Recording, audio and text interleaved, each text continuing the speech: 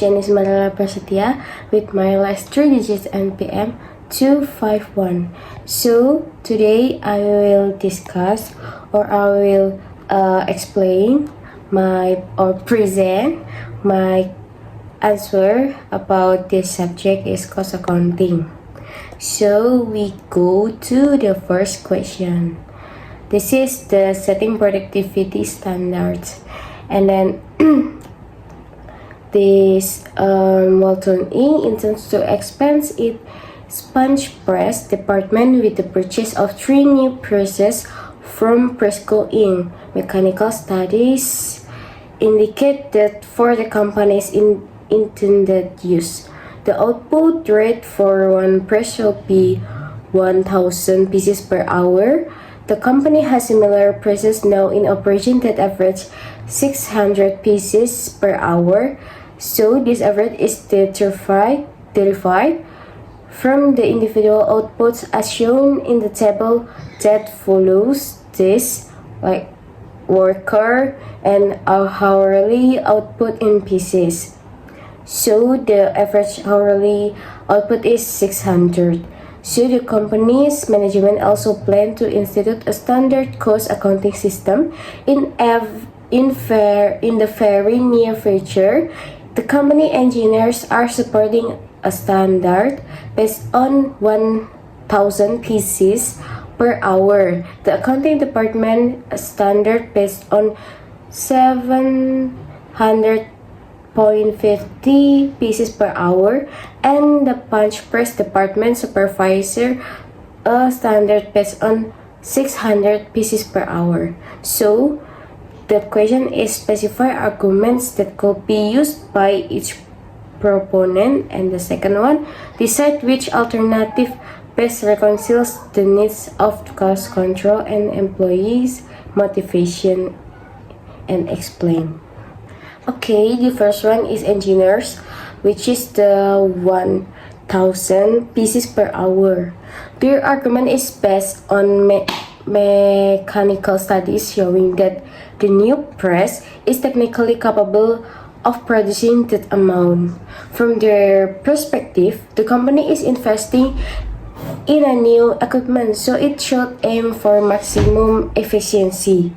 And then they setting a high standard could push employees to work at their full potential and prevent waste capacity. However, this standard may be too idealistic. It assumes perfect condition, no fatigue, no delays, and no learning curve. In reality, employees are human, and such a high target could create stress and frustration if it feels impossible to reach. So the accounting department which is 700.50 pieces per hour. This seems like a middle ground approach. It is higher than the current average of 600 pieces per hour, which encourage improvement, but it's still lower than the ideal 1,000 pieces proposed by the engineers. So the difference between the accounting department and engineers is 200.50. And then this standard recognizes that while machines may be capable of high output, real working conditions are rarely perfect. From a cost control perspective, 700.50 pieces per hour helps improve efficiency without being unrealistic. So the next is punch press department supervisor, which is 600 pieces per hour. This suggestion is based on actual experience with worker, so it will be more real, and it reflects what employees are already achieving and may help maintain morale. Workers are more likely to feel confident and less pressure if the target match their proven performance. However, this standard does not encourage improvement. Since the company is buying new presses, staying at 600 pieces per hour may mean understanding the new machine. So the conclusion from that three, like the company plan to increase, in my opinion, the 700.50 pieces per hour standard best balance cost control and employee motivation, because it challenges workers to improve but does not set an unrealistic expectation.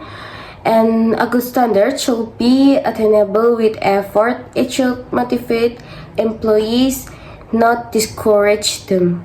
By choosing 700.50 pieces per hour, the company can promote higher productivity while still recognizing real-world working conditions.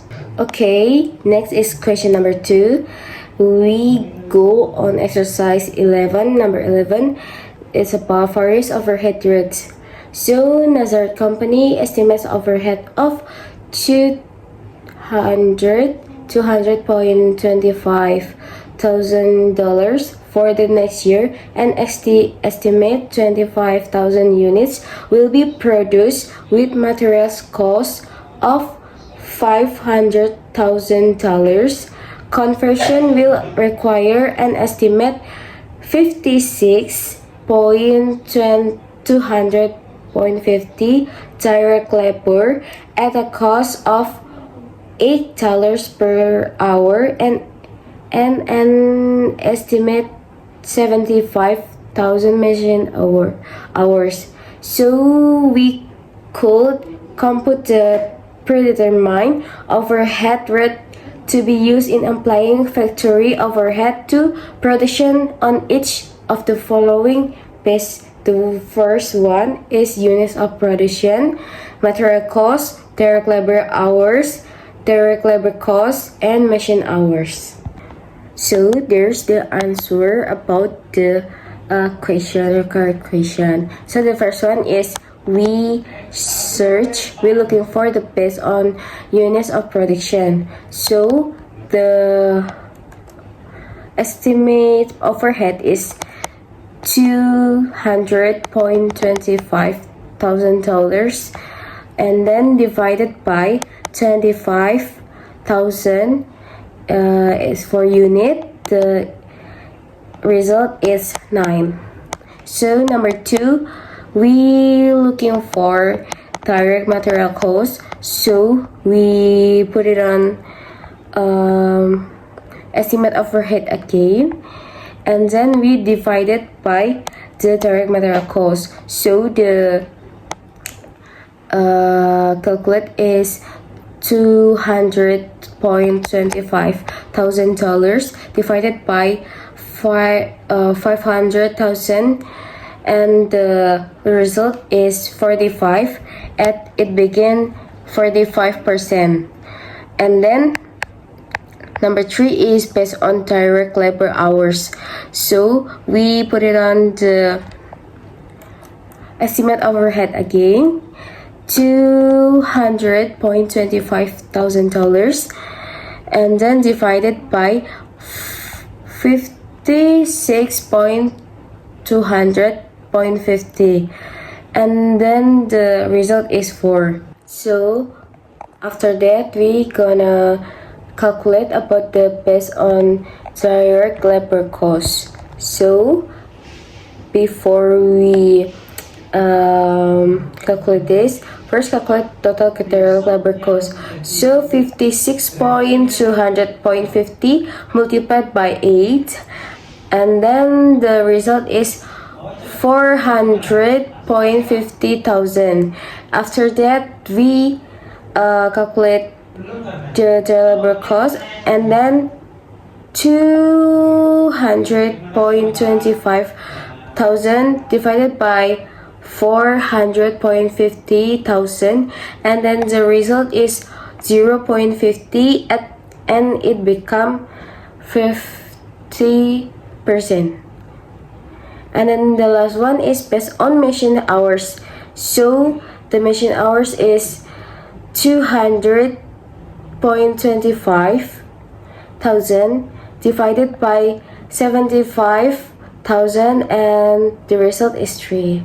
Okay, that's all my presentation about my answer. Cost accounting. Thank you for watching and see you.